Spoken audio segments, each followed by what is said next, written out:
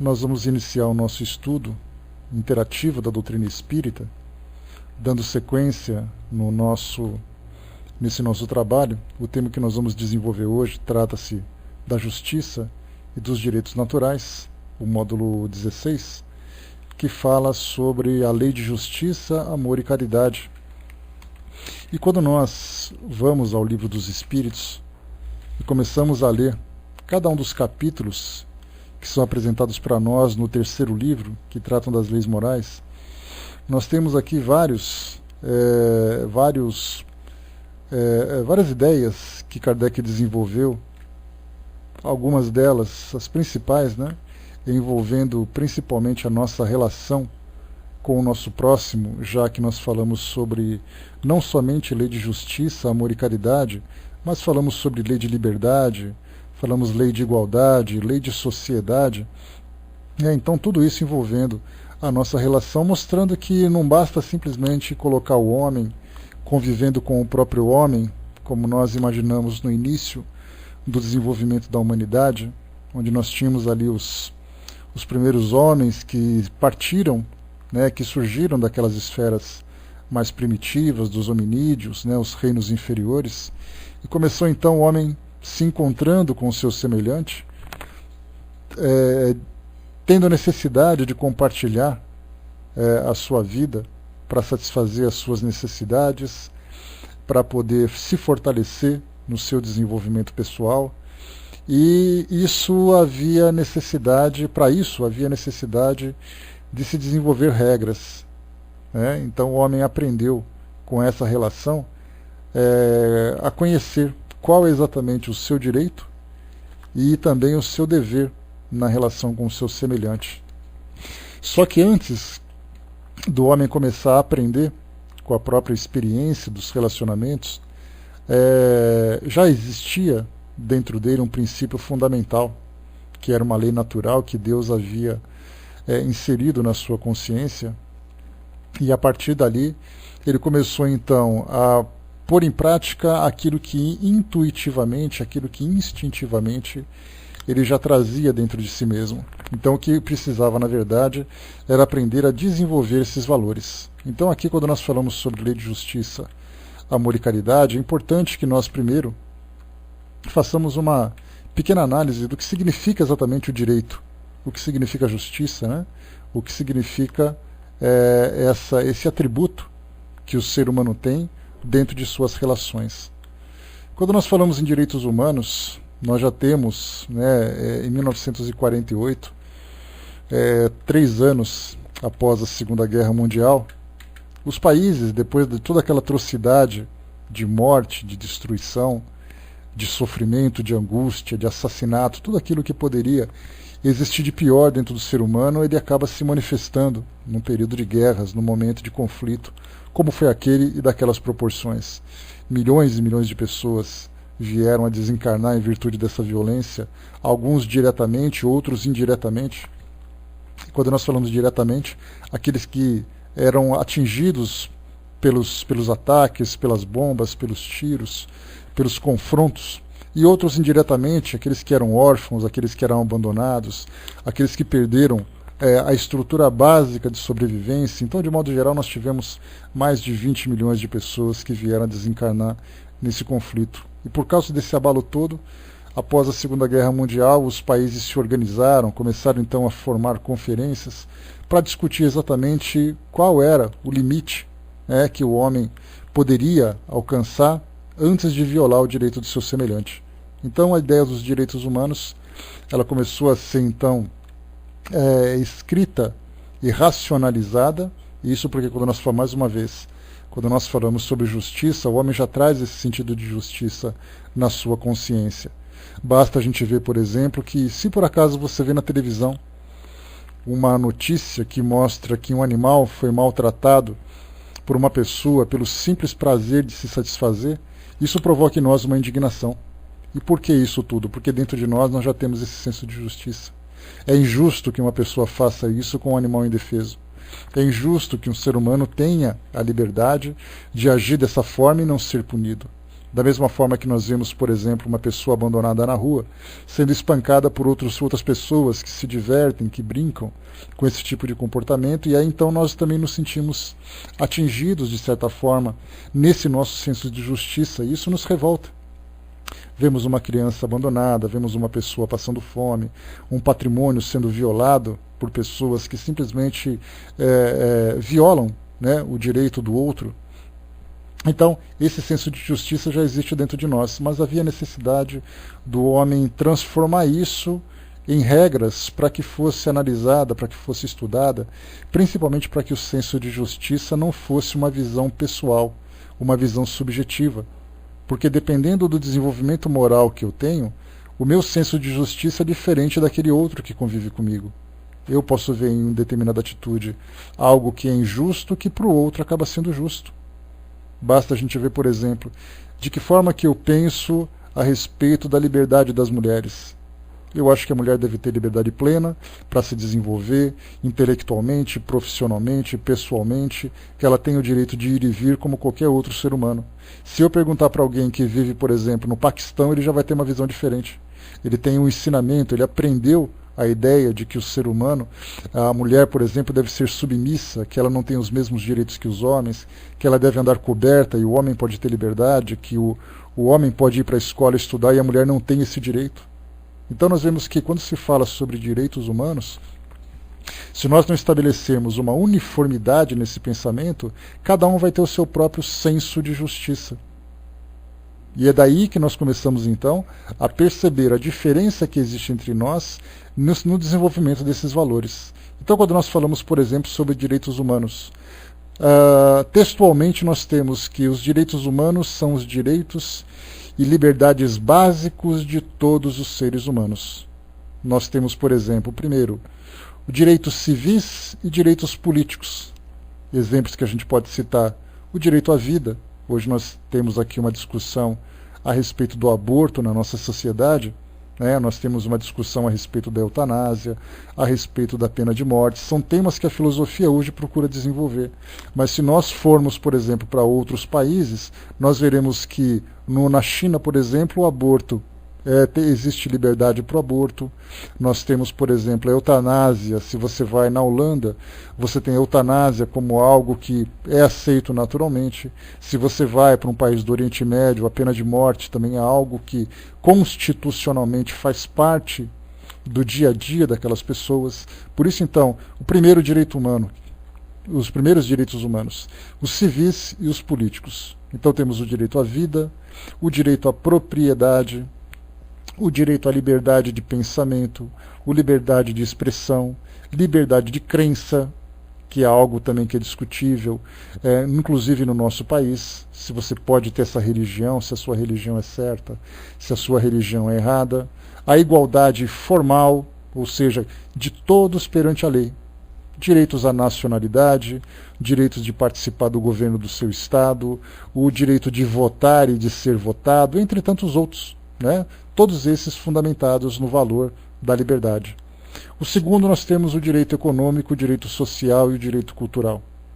Por exemplo, que nós podemos colocar o direito ao trabalho, o direito à educação, à saúde, à previdência social, direito à moradia, direito à distribuição de renda, todos esses fundamentados no valor de igualdade de oportunidade.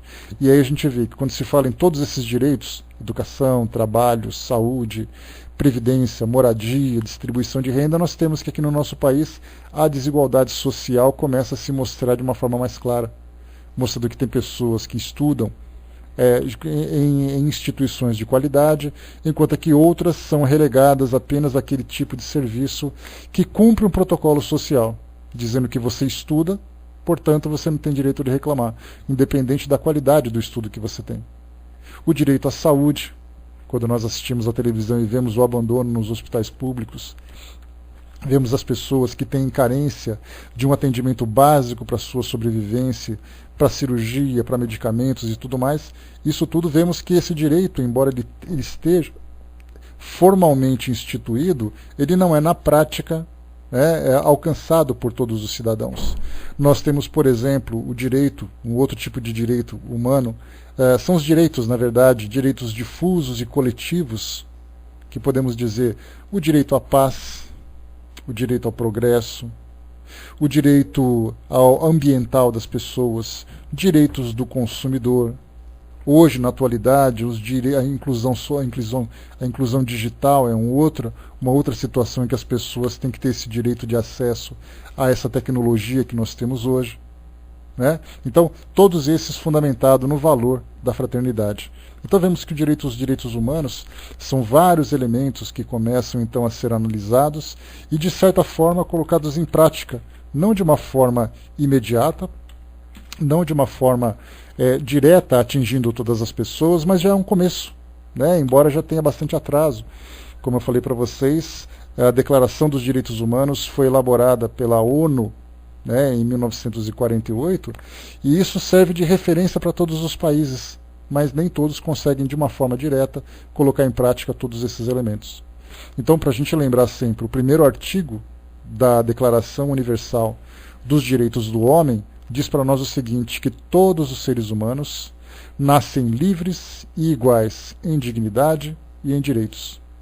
Dotados de razão e de consciência, devem agir uns para com os outros em espírito de fraternidade. Então, textualmente é um pensamento belíssimo. Textualmente é um pensamento perfeito, baseados inclusive nos próprios ensinamentos de Jesus, quando falava que nós deveríamos fazer ao outro aquilo que nós gostaríamos que fizessem conosco. Então, da mesma forma, todos devem agir uns para com os outros em espírito de fraternidade. Nós tivemos, em 2007, uma reflexão bastante interessante que foi transmitida na Jornada Mundial da Paz, organizada pela Igreja Católica, em que nós tivemos o Papa Bento XVI, que era então o sumo pontífice da Igreja Católica, e ele disse o seguinte na declaração, numa declaração que ele fez numa mensagem que ele deixou a essa Jornada Mundial da Paz. Ele diz assim que a Declaração Universal dos Direitos Humanos é vista como uma espécie de compromisso moral assumido por toda a humanidade. Isso encerra uma profunda verdade, sobretudo se os direitos humanos, descritos na Declaração Universal dos Direitos Humanos, são considerados como os detentores de fundamentos não simplesmente na decisão da Assembleia que os aprovou, mas na mesma natureza do homem e na sua inalienável dignidade de pessoa criada por Deus. E aí, a gente lembra um pensamento também de Aristóteles, que ele falava para nós assim que ele chamava de justiça natural, ou direito natural, de juris naturalismo. Ele dizia assim que, assim como o fogo que queima em todas as partes, o homem é natural como a natureza e por isso todos têm direito à defesa. Então a gente lembra que Aristóteles, que viveu na Grécia antes de Cristo, já falava sobre isso, que era um pensamento que já fazia parte daqueles que se davam ao trabalho de pensar, que se davam ao trabalho de raciocinar sobre a questão do homem e da relação que ele tem com o seu próprio semelhante. E a doutrina espírita, que ela se desenvolve a partir de reflexões profundas de filósofos, que ela não é apenas, Kardec, não nos iludamos com isso, que Kardec apenas trouxe o pensamento dos espíritos para poder nos ajudar a compreender melhor o sentido da vida, mas ele se baseou também em reflexões profundas de filósofos, inclusive reflexões suas, né? Porque isso mostra, pelo trabalho que ele desenvolveu, o grande filósofo que ele era, o que ele pensava sobre todas as esferas que envolviam o ser humano, né, dessas leis naturais, por exemplo. Inclusive na elaboração dessa terceira parte do Livro dos Espíritos, quando nós temos todas as leis, né, aquelas 10 leis que ele elaborou, ou 12 leis que ele elaborou, muita gente pensa assim, bom, mas os espíritos passaram para ele uma cartilha com todos esses pontos, né, os pontos que vieram todos certinhos, todos bem organizados, e na verdade, logo na primeira lei, ele diz assim para os espíritos, né, que poderíamos dividir todas essas leis morais nessas leis, E ele apresenta então cada uma delas. E os espíritos dizem, é uma proposta interessante, né, que pode se basear nessas ideias. Então Kardec se deu ao trabalho de pensar sobre tudo aquilo que envolve o ser humano. Todos os filósofos, os iluministas, pensadores da antiguidade, o que eles falavam sobre o ser humano, a relação que eles tinham com Deus, a relação que eles tinham consigo, né, com seu semelhante, a relação que ele tinha com a própria natureza, com o mundo de modo geral. E ele então foi organizando cada um desses tópicos. E ele chegou aqui nessa parte que fala sobre a justiça, amor e caridade. Nós vemos que essa lei é uma lei natural de cunho muito mais moral, né, do que no que diz respeito à sobrevivência do homem. Como a lei do trabalho, por exemplo, que é diferente. Se o homem não trabalha, ele não sobrevive. Ele depende do fruto do seu trabalho, seja assalariado, seja na produção, né, dos elementos da sua sobrevivência, como, por exemplo, o plantio da sua comida, a construção da sua moradia, a confecção da sua roupa e dos instrumentos e ferramentas que ele utiliza. Agora, quando se fala em lei e justiça, é uma questão de relacionamento, é muito mais moral do que de sobrevivência. Então aqui, que nós vamos tratar, ou essas outras leis já foram discutidas anteriormente, o próprio Kardec falava sobre vários pontos que tratam de justiça, amor e caridade. Mas nessa de justiça e direito natural, eu vou seguir até o próprio roteiro do Livro dos Espíritos, porque cada uma das questões que ele coloca aqui, né, ou que eles colocam aqui, Kardec e os espíritos e também os pensadores que inspiraram Kardec no desenvolvimento desse roteiro, traz para nós aqui uma base pronta e sólida para desenvolver o nosso raciocínio. Então, na questão 873, que é onde começam os temas desse capítulo, ele diz assim para nós que o sentimento de justiça é natural ou resulta de ideias adquiridas? O que a gente tinha conversado anteriormente. Se por acaso o homem aprende a ser justo ou ele já nasce, né, com essa ideia da justiça embutida no seu inconsciente, no seu subconsciente. Os espíritos colocam, é de tal modo natural que vos revoltais ao pensamento de uma injustiça. O progresso moral desenvolve sem dúvida esse sentimento, mas não o dá. Deus o pôs no coração do homem. Eis porque encontrais frequentemente entre os homens simples e primitivos noções mais exatas de justiça do que entre as pessoas de muito saber. Então a gente vê que não é o intelecto que faz com que a pessoa seja justa ou não. Se nós vamos, por exemplo, numa sociedade primitiva, como acontece numa tribo que se encontra perdida na Amazônia, né, nós temos ali que existe uma hierarquia, existe um respeito com os mais velhos, existe um cuidado com as crianças, existe uma distribuição de trabalho para que todos se beneficiem. Então é um trabalho coletivo desenvolvido nessas sociedades sem que elas tenham tido contato com aquilo que nós chamamos de civilização. Então eles próprios se organizam dessa forma. No passado era a mesma coisa. Então começaram a se organizar. E a gente vê então que conforme o homem vai se desenvolvendo intelectualmente, sem o senso moral, né, que dirige esse seu pensamento de justiça, esse pensamento de direito, o homem começa então a se corromper.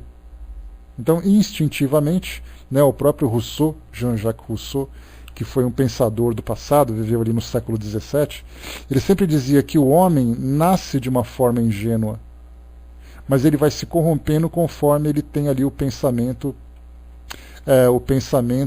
modificado pelas suas ambições. John Locke, que era um outro pensador, já trazia um pensamento contrário. Então ele dizia assim que o homem nasce selvagem, mas ele começa então a se organizar a partir do momento em que leis começam a ser instituídas. E Kardec propôs isso aos espíritos. Nós temos aqui uma passagem no próprio Livro dos Espíritos que Kardec diz assim, que existe uma ideia de um filósofo que falava que o homem nasce puro, ingênuo, manso, mas ele vai se tornando violento com o passar do tempo. O que pensais disso? E aí os espíritos respondem que é um pensamento equivocado. Porque o homem nasce com aquele sentido de sobrevivência. E a sobrevivência ela é movida principalmente pelo nosso egoísmo. Então quando nós falamos assim, mas o que é o egoísmo exatamente? É um defeito? É uma imperfeição? Batalha pessoal que chegou.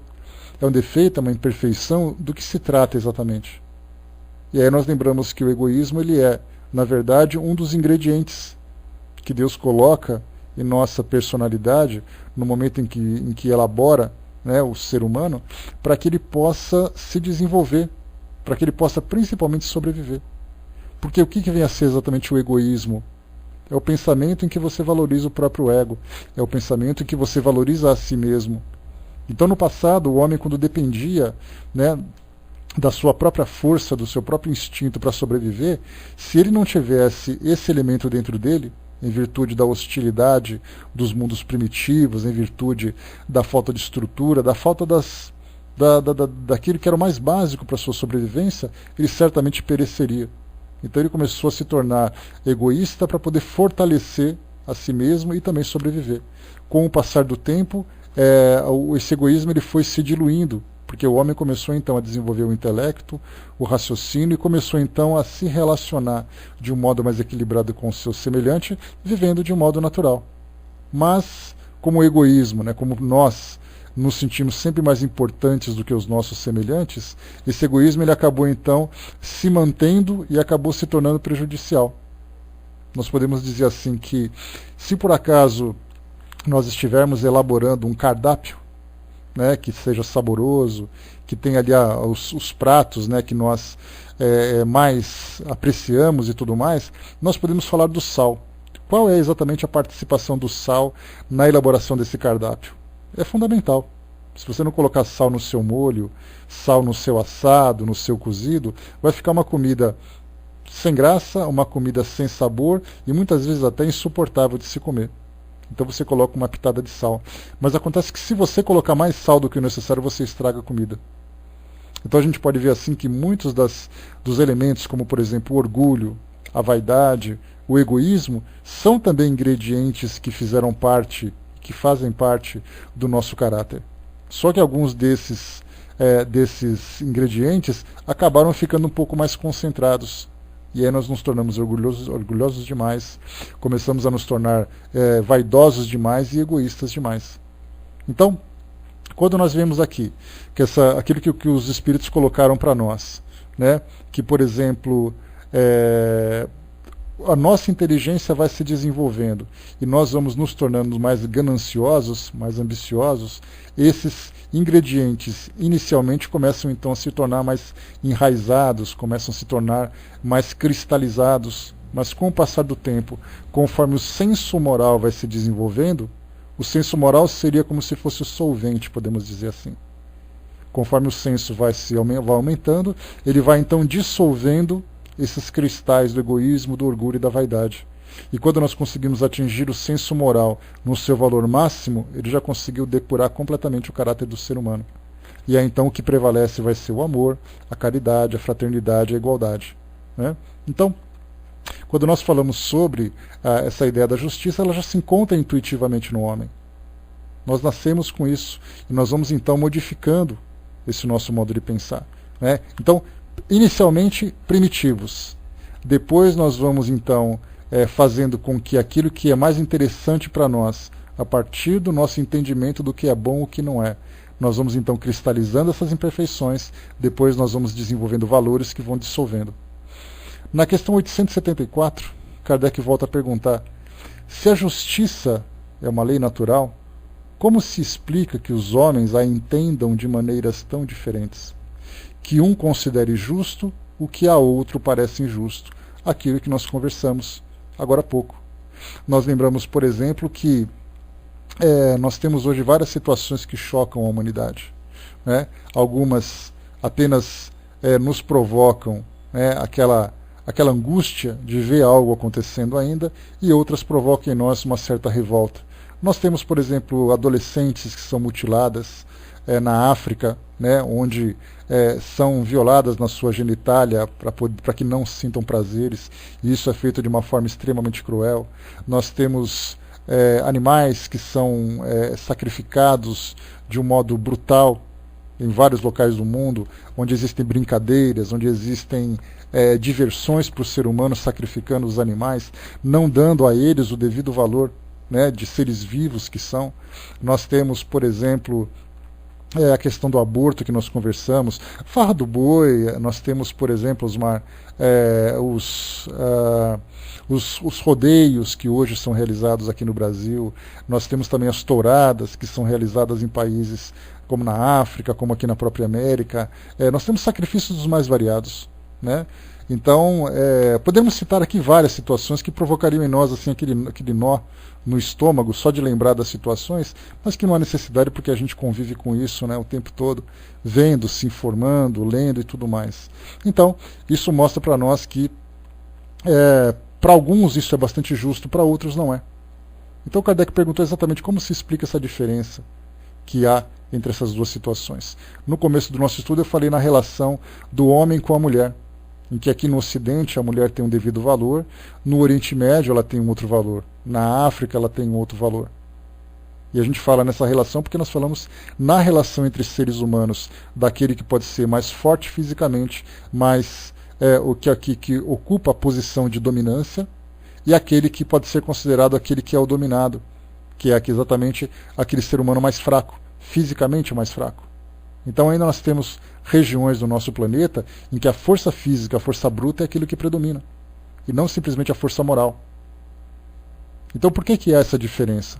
Os espíritos respondem, é que em geral se misturam paixões ao julgamento, alterando esse sentimento, como acontece com a maioria dos outros sentimentos naturais, e fazendo ver as coisas sob um falso ponto de vista. Quando nós falamos sobre misturam paixões ao julgamento, a gente lembra que a palavra paixão, ela não está diretamente relacionada com um sentimento afetivo que um indivíduo tem pelo outro. Quando nós falamos em paixão, nós falamos em tudo aquilo que faz com que o homem envolva sentimentos em suas decisões.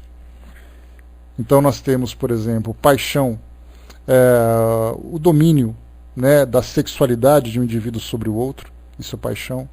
Quando nós falamos sobre a raiva, é um sentimento de paixão. Quando nós falamos sobre a posse, é um sentimento de paixão. Então, dependendo da cultura que eu possuo, da educação que eu recebi, esse sentimento de paixão, que ele acaba, na verdade, cegando o ser humano, os próprios espíritos falam, aqui no Livro dos Espíritos, se a paixão é saudável ou não. A paixão é positiva. Por que ela é positiva? Porque se você não está apaixonado por alguma coisa, você não tem prazer em desenvolvê-la. Nós, por exemplo, somos apaixonados pela doutrina espírita, e isso nos dá o prazer do estudo, o prazer da pesquisa, o prazer do trabalho dentro desse ambiente. Nós sentimos paixão, por exemplo, pelos nossos familiares, por uma pessoa que para nós é importante, e isso faz com que nós nos aproximamos dela, com que nós tenhamos uma dedicação muito maior.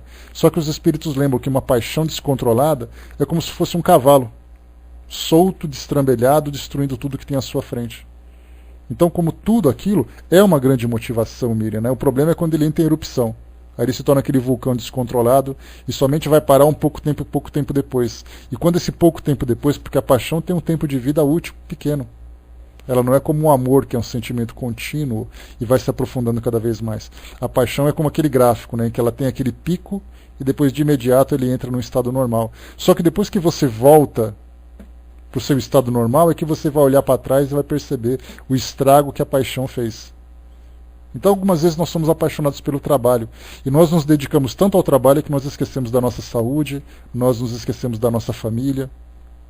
Numa relação, por exemplo, a gente lembra que uma pessoa apaixonada, ela é capaz de fazer loucuras. Ela se constrange, ela se entrega, ela procura, ela faz e acontece, depende de a paixão passa, ela olha para trás e fala assim, meu Deus do céu, o que eu fiz? Eu não acredito que eu passei por aquela situação. Eu não acredito que eu paguei aquele mico. Isso por quê? Porque a paixão ela simplesmente cega. Ela nos dá aquela motivação inicial, mas se ela não for bem controlada, ela acaba fazendo estrago. Então muitas vezes essa paixão domina uma sociedade. Essa paixão faz com que nós tenhamos um julgamento equivocado, um falso julgamento, como os espíritos colocaram, porque nós analisamos a partir de um falso ponto de vista. Porque nós não vemos com a razão, nós vemos com a emoção. E nossas emoções ainda são muito intempestivas. O Osmar colocou, paixão sem razão é confusão com toda a certeza. Aqui o Rodrigo lembrou, boa tarde, Rodrigo. Existem 3 forças básicas nas relações humanas, sexo, o paixão e o amor. A partir dali nós temos vários vários derivados dessas três forças, né? E são três forças necessárias para todos nós. A sexualidade como reprodução, a sexualidade como demonstração de um afeto, a paixão como uma motivação que nós temos e o amor que é o sentimento base para todos nós. Né? A Silvia lembrou aqui que estamos repetindo esses erros pela vida fora, né? Está na hora de assimilarmos esse ensinamento. Mas eu acho que tem que ter paciência, Silvia. Sabe por quê? Porque nós vamos dissipando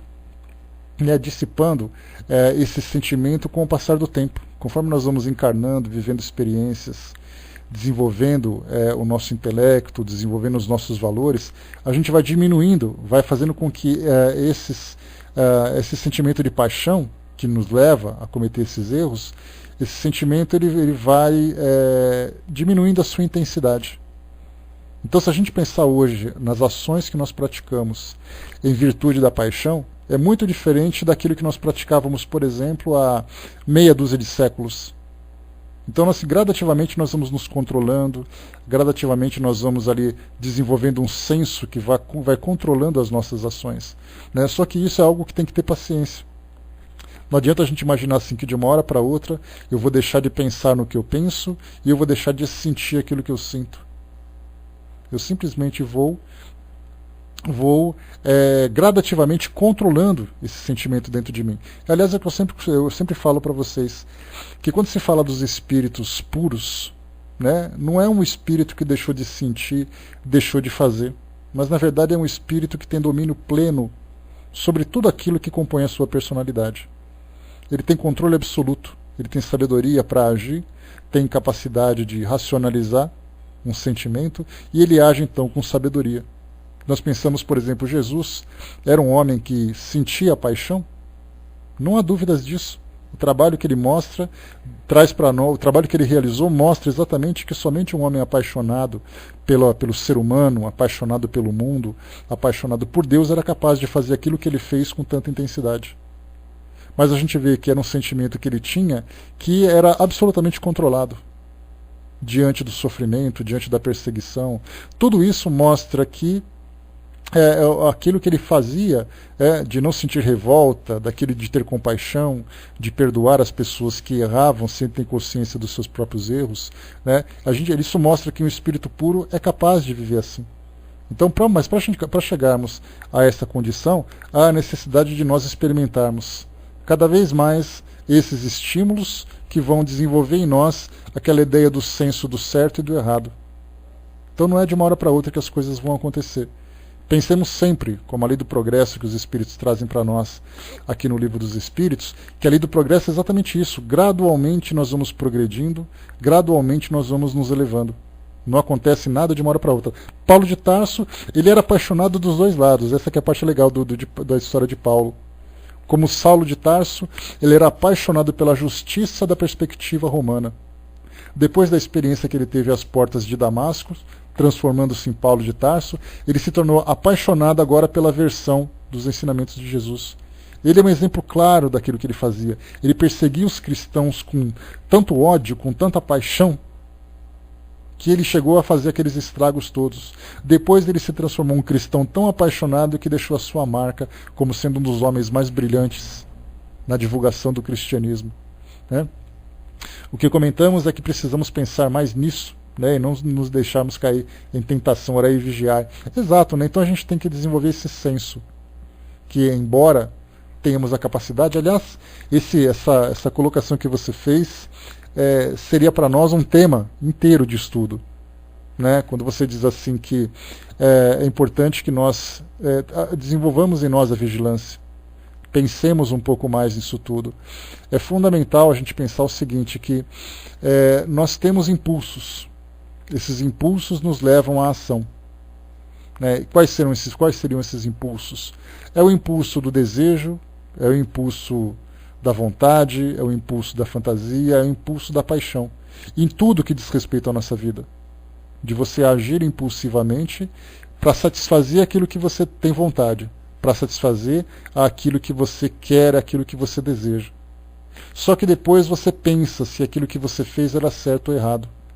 No momento em que nós agimos de uma forma impulsiva, em que você age e depois você pensa naquilo que você fez, isso faz com que nós acumulemos dois elementos fundamentais que acabam sempre se tornando obstáculo no desenvolvimento do ser humano. Quando nós falamos em espírito imortal, que ele vai encarnando e reencarnando, acumulando esses elementos. Dois, o medo e a culpa. Todos nós trazemos isso em nossa consciência. E é por isso que muitas vezes nós sofremos de uma forma silenciosa, sem compreendermos exatamente o porquê. Porque de uma existência para outra, nós vamos levando aquele constrangimento, aquele medo, aquela culpa daquilo que nós fizemos no passado. E aí então o ser humano precisa aprender a desenvolver esse seu senso de justiça, para poder olhar para o mundo e saber se aquilo que ele faz é certo e errado, e ao mesmo tempo se libertar também dessas âncoras que o amarraram no passado. Então a gente vê que isso aqui seria um trabalho de psicologia, que na verdade precisaríamos de um bom psicólogo, que tivesse um senso, né, de espiritismo, um senso de doutrina espírita muito profundo para falar sobre esse assunto, para falar sobre esses monstros que ficam vivos em nosso inconsciente, nos atrapalhando no nosso desenvolvimento. Mas ao mesmo tempo é necessário. Porque se você não tiver o medo de errar de novo e sentir culpa para não errar de novo, nós agiríamos da mesma forma.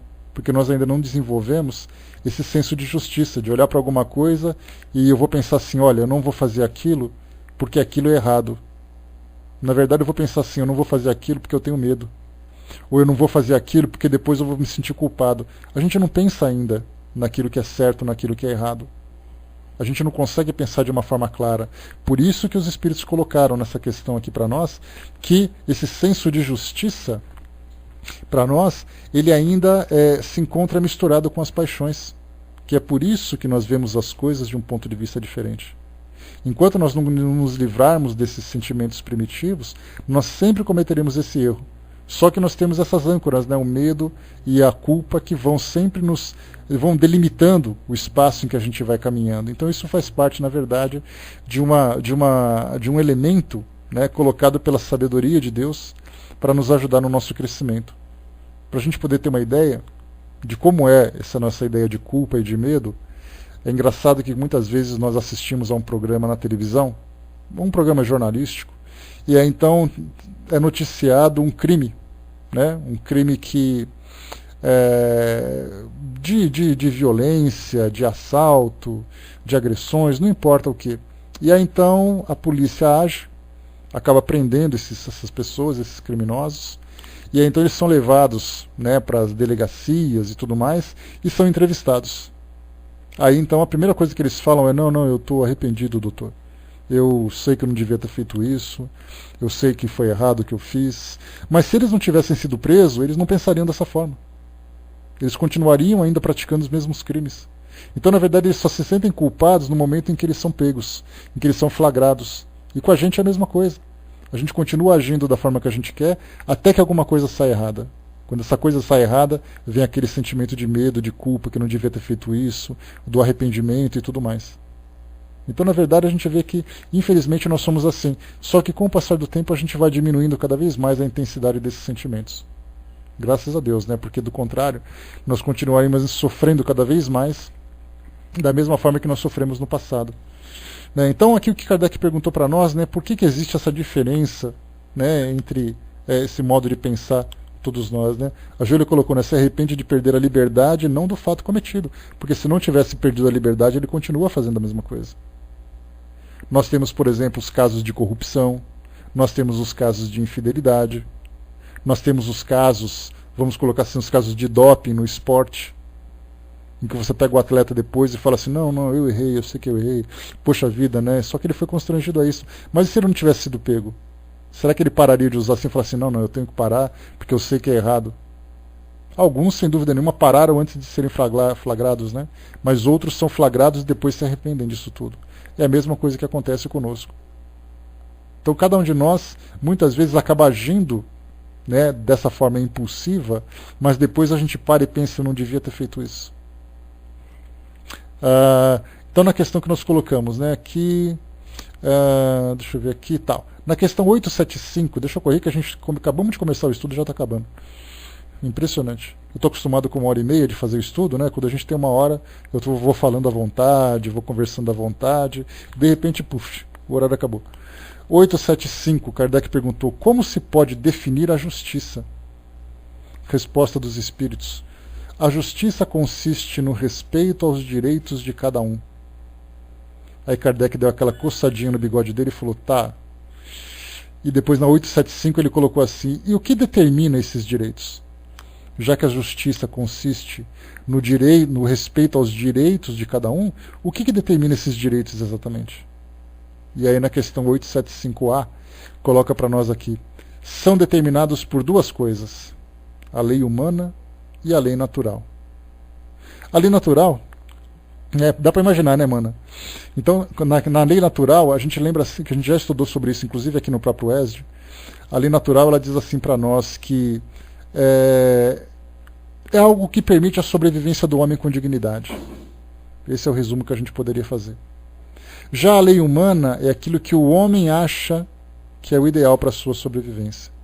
E quando a gente coloca o homem fazendo esse julgamento, a gente já entra com as paixões que nós vimos anteriormente. Se você vai, mais uma vez, no Oriente Médio, os homens que criaram a lei dizem que é justo que eles vivam em liberdade e que as mulheres fiquem restritas em casa, sem direito ao seu estudo, sem direito ao trabalho, usando aquelas burcas para não provocarem nos homens as tentações. As leis humanas. Aqui no nosso mundo ocidental, nós temos aquela ideia de que os ricos têm mais direito do que os pobres. Pior do que falar de homem e falar de mulher, Silvia, é falar de um homem rico e de uma mulher pobre. Aí você junta não só a questão da sexualidade, mas a questão financeira também. E eu posso dizer que uma mulher pobre e negra acaba sofrendo muito mais. Então a gente vê que cada vez mais nós vemos ali desigualdades, né? Então que a lei humana faz com que seja assim. Na época da nossa, aqui do Brasil colônia, nós tínhamos, por exemplo, a escravidão. A escravidão era algo que era constitucional. Era algo que as leis do nosso país permitiam. Mas quem que escreveu essas leis? Ou quem foram aqueles que escreveram essas leis? Foram exatamente aqueles que faziam parte do grupo dominante.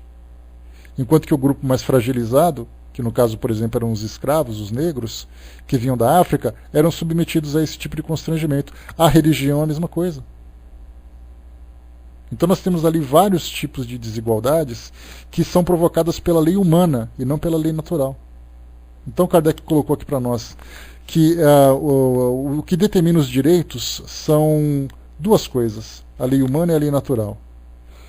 Tendo os homens feito leis apropriadas aos seus costumes e ao seu caráter, essas leis estabeleceram direitos que podem variar com o progresso.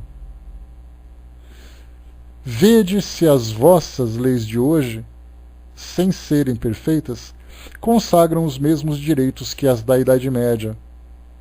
Esses direitos superados, que vos parecem monstruosos, pareciam justos e naturais naquela época. O direito dos homens, portanto, nem sempre é conforme a justiça. Só regula algumas relações sociais, enquanto na vida privada é uma infinidade de atos que são de competência exclusiva do Tribunal da Consciência. Então, o que nós temos aqui é que mostra a questão da evolução do direito, a evolução da legislação segundo a visão do homem. Então, quando nós temos, por exemplo, a questão da escravidão, como a gente falou há pouco, os escravos eram legítimos há 2, 3 séculos. Hoje nós vemos um absurdo. Aqui nós temos hoje, no nosso país, situações que no futuro nós vamos nos constranger quando olharmos para trás. Por exemplo, nós temos hoje escolas de pessoas que podem pagar e escolas de pessoas que não podem pagar. Nós temos hoje pessoas que são atendidas por um sistema de saúde público, pessoas que pagam seu plano de saúde. Nós temos pessoas que possuem moradias e outras não possuem moradias. Então, o que significa isso? Que nós vemos uma desigualdade. Daqui a 2, 3 séculos, como é que será que nós vamos observar essa situação. Se nós formos para a Idade Média, não precisamos ir muito longe, não precisa da Idade Média não. A Idade Moderna, agora, século XVII, século XVIII, nós tínhamos aqueles que eram os preceptores. Preceptores nada mais eram do que professores contratados pelas famílias de posse para instruírem seus filhos. Então o preceptor nada mais era do que um professor particular, que era contratado para educar seus filhos. Enquanto que as pessoas que tinham uma vida comum, pessoas que eram pobres, pessoas que dependiam, né, do básico para sobreviver, eles não tinham esse direito. E hoje nós pensamos assim, que absurdo isso. Como é que a gente pode imaginar que você, sendo uma pessoa que não tinha recursos, você não podia pagar por um estudo? Enquanto que aquela pessoa que morava naquele casarão, que morava num castelo, tinha um professor particular para poder ensiná-lo, né? E consequentemente seria ele, né? Ou seriam essas pessoas que seriam dos governantes no futuro, já que eles eram instruídos para isso. Então a gente acha um absurdo tudo isso. Na nossa atualidade hoje, nós vemos de uma forma diferente. Nós tivemos, né, o Freestone lembrou aqui alguns revolucionários que pensavam na educação de um modo geral, né, como Pestalozzi, que foi professor de Kardec, mas Kardec estudava numa escola particular. Não eram todas as pessoas que poderiam estudar lá em Verdun, por exemplo. Sair de suas casas, ganhar uma bolsa de estudo, com hospedagem, com moradia e tudo mais, para poder viver da forma como eles viveram. Né? Então, ainda assim, no século XIX, nós tínhamos essa grande desigualdade. Então, hoje nós fazemos uma análise daquilo que era absurdo no passado e daquilo que era injusto. Vemos a justiça, vemos a segurança, todos os elementos que constituem a nossa sociedade. Então, com o passar do tempo, essas leis foram se modificando. E não tivemos mudanças muito antigas, não. Coisa de 25 anos, mais ou menos. Nós tivemos, por exemplo, em 1988, a nossa Constituição outorgada pelo nosso Congresso Nacional. Nessa Constituição, nessa nova Constituição de 1988, nós tivemos ali situações bastante interessantes que modificaram leis que regiam o nosso país até então. Com relação às leis civis, basta lembrar uma situação que era bastante curiosa, que a Silvia vai adorar.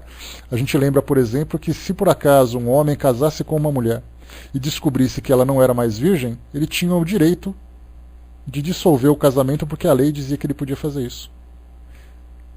Mas se por acaso a mulher descobrisse que o homem não tivesse a mesma condição, ele não sofreria sanção nenhuma. Tá, bom trabalho, Silvia. A lei Maria da Penha foi um grande avanço e tantas outras leis. A gente fala hoje Maria da Penha, Fristônio, mas lembra, por exemplo, a lei do ventre livre? Vocês se lembram da lei do sexagenário? São leis que foram criadas como essa. Vocês se lembram da Lei Áurea? São 3 leis que tiveram grande relevância no nosso país, que hoje faz parte da história, que a gente pensa assim, e pensar que eles tinham que criar uma lei para poder dizer que o homem não podia ser escravo. Agora há pouco a gente criou a Lei Maria da Penha, que dizia assim, que a mulher tem o direito de ser protegida pela lei para não apanhar dentro de casa. E é uma coisa que é recente. Quais serão as próximas leis? São aquelas que defenderão quem? Tivemos ali o Estatuto da Criança e do Adolescente, que protege a criança contra a violência. Está em elaboração o Estatuto que defende, né, o Estatuto do Idoso, que foi elaborado também, o Estatuto da Pessoa com Deficiência Física. Temos várias leis que vêm sendo elaboradas, que daqui a uns 50, 100 anos, nós teremos outros estatutos, leis que protegem os animais, que não existe nada formal ainda. Qual será exatamente o alcance, né, dessas grandes mudanças que nós teremos? Certamente encontraremos. Mas são esses direitos que, com o passar do tempo, eles vão se tornando mais claros, eles vão se tornando mais sólidos na nossa consciência, porque por enquanto está no papel. O fato de nós termos a Lei Maria da Penha não significa que as mulheres não estejam mais sendo agredidas. O fato de nós termos o Estatuto do Idoso não significa que nós não tenhamos mais idosos abandonados dentro de casa, idosos que apanham. Temos ali o Estatuto da Criança e do Adolescente, não significa que crianças estão abandonadas, crianças apanham dentro de casa. Então fazemos algo oficial no papel é uma coisa. Isso ser absorvido moralmente pelo homem já é uma outra situação. Então nós precisamos ter paciência. Né? Pois é, a arte de mulher são assim, é o que eu estou falando agora, né? Nós temos isso no papel, que já é um grande avanço, Isso mostra que a sociedade começa a criar leis que evitem esses tipos de abusos, ainda que sejam através, de uma punição severa, de uma prisão, de uma multa, algo do gênero, mas que o homem ainda não conseguiu absorver isso moralmente. É difícil a gente imaginar que você consegue escravizar alguém para trabalhar na sua casa. Por que você não pensa mais em escravizar alguém? Porque para você é moralmente errado. Mas há 100 e poucos anos, ou há quase 200 anos, deixa eu pensar aqui, 1888, vamos para 100 anos, há 130 anos aproximadamente, isso é algo natural para aquelas pessoas que tinham pensamento escravagista. Ou nem 1888, podemos colocar começo do século XX, 1901, porque o fato da lei ter sido instituída, os escravagistas estavam presentes. Por isso a gente lembra sempre que estar no papel é uma coisa, estar na consciência é outra. Né? A Júlia colocou para nós, né, a coerência diminui com as leis, porém não extingue. Né? Com o passar do tempo isso vai mudando, né, Júlia? A gente está com 130 anos, como eu falei para vocês, da abolição da escravatura, e hoje a gente fica indignado quando vê uma situação de escravidão. Mulheres sendo exploradas, trabalhadores sendo explorados. E isso para nós hoje, demoramos mais de um século para que isso fosse absorvido pela nossa consciência. Hoje nós temos violência contra mulher, idoso, criança, deficiente físico. Quem sabe daqui a 50, 100 anos, isso para nós seja algo que provoca uma indignação absurda. Né? A Miriam colocou, né, a Lei Maria da Penha teve que ser modificada, né, onde uma vez feita a denúncia, não pode mais retirar, porque antes eles acabavam retirando. A gente vê, né? O homem se arrependia, chorava, falava que não ia fazer mais, a mulher ia lá e retirava a queixa. Agora percebeu que uma vez que você pratica violência, isso se torna recorrente. A Arte de Mulher colocou, né, tive que dar um ataque de loucura para conseguir com o mandato, meus paizinhos velhinhos, segundo ordens médicas prestadas. Né? A gente vê que tem situações que ainda, né, arrebentei a boca do balão, quase fui presa, mas consegui interná-los, né, para a gente ver como são as coisas. Né? Então, com o passar do tempo, a gente vai ter um sistema de saúde, sistema de educação, de segurança e de todos os outros direitos que serão iguais para todos, sem precisarmos desses equívocos. Né? Frissoni colocou, mesmo com as leis sobre o trânsito e o alcoolismo, ainda insensatos continuam matando, estrupiando, etc. e tal. Continua. Deveria existir uma lei sobre o trânsito e as demais drogas, cocaína, tudo com o tempo. Nós tivemos agora no Uruguai, que foi considerado pela revista Time, como sendo a revista The New York Times, o jornal The New York Times, considerou o Uruguai como sendo o país do 2013. E um dos elementos, dos critérios para ele se tornar o país de 2013 foi exatamente a liberação da maconha. Enquanto uns fazem protestos para que essas drogas sejam consideradas ilícitas, né, e proibidas na nossa sociedade, outros fazem campanhas pela sua liberação. Então a gente vê que a justiça, na verdade, ela tem exatamente essa ideia de estar assim, sempre manchada pela paixão, pelo seu julgamento apaixonado, e nos levam depois a esses equívocos. Né? Só para a gente fechar aqui, pessoal, a última questão aqui, 876, antes da gente terminar o nosso estudo. Pois é, mas é muito mais pela negligência da justiça do que por um direito. Né, Arte de Mulher, esse é um problema que a gente tem hoje. Então, até mesmo a discriminação, né, a discriminação entre traficante e usuário também é algo que vem sendo pensado. Né? Deus sabe onde a gente vai parar. Vamos aguardar para ver o bom senso dos homens, né, e das nossas leis também. 876. Fora do direito consagrado pela lei humana, qual é a base da justiça fundada sobre a lei natural? A resposta: o Cristo vos disse, querer para os outros o que quereis para vós mesmos. Deus pôs no coração do homem a regra de toda a verdadeira justiça, pelo desejo que tem cada um de ver os seus direitos respeitados. Na incerteza do que deve fazer para o semelhante, em dada a circunstância, que o homem pergunte a si mesmo como desejaria que agissem com ele. Deus não poderia dar um guia mais seguro que sua própria consciência, porque é exatamente na consciência que se encontra gravada essa justiça, né, segundo a visão verdadeira, absoluta de Deus. Comentário de Kardec. O critério da verdadeira justiça é de fato o de se querer para os outros aquilo que se quer para si mesmo, e não de querer para si o que se deseja para os outros, o que não é a mesma coisa.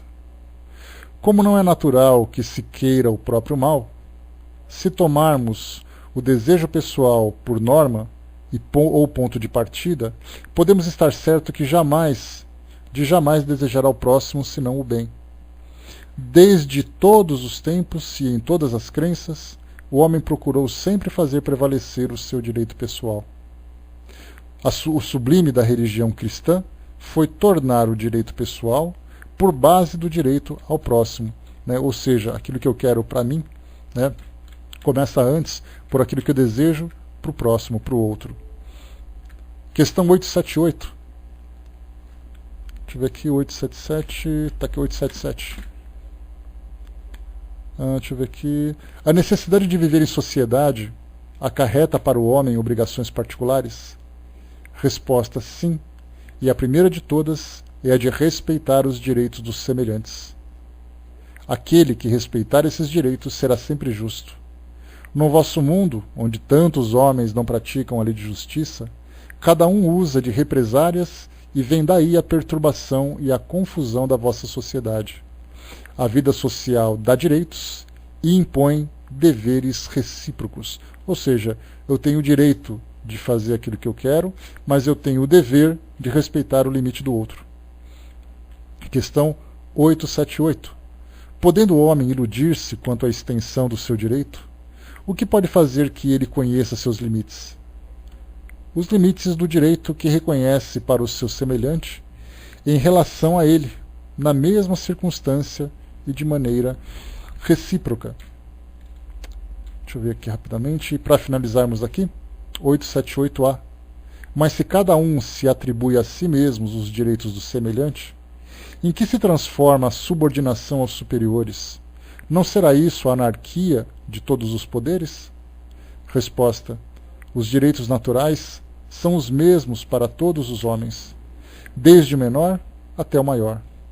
Deus não fez uns de limo mais puro que o de outros, e todos são iguais perante ele. Esses direitos são eternos. Os estabelecidos pelos homens perecem com as instituições. De resto, cada qual sente bem a sua força ou a sua fraqueza, e saberá ter sempre uma certa deferência para aquele que o merecer, por sua virtude e seu saber. Aqui ele fala sobre a lei moral, né, sobre ali a autoridade moral. Aquele que tem valores, que se destaca por esses valores, exatamente é respeitado pelos demais, não por aquilo que ele possui, nem pela força que ele tem. E continua aqui para finalizar. É importante assinalar isto, para que os que se julgam superiores conheçam os seus deveres e possam merecer essas deferências. A subordinação não estará comprometida quando a autoridade for conferida à sabedoria.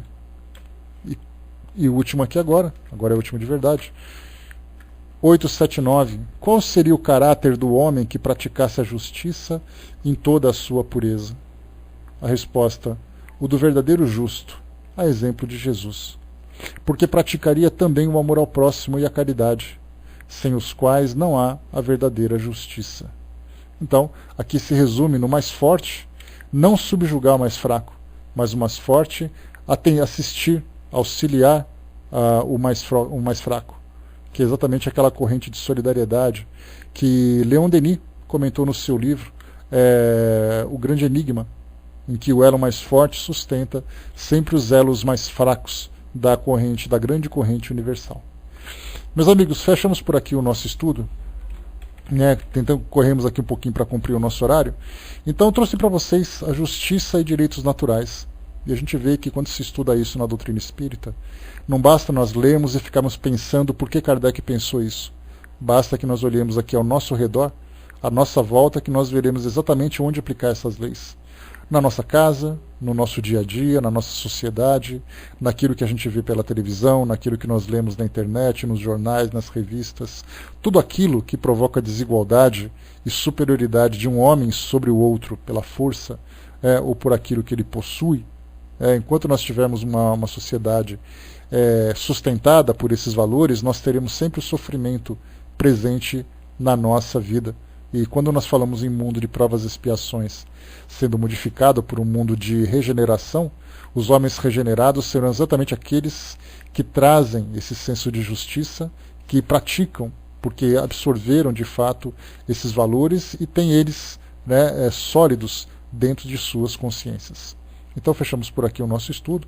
Eu espero que esse nosso bate-papo rápido tenha sido proveitoso para as nossas reflexões.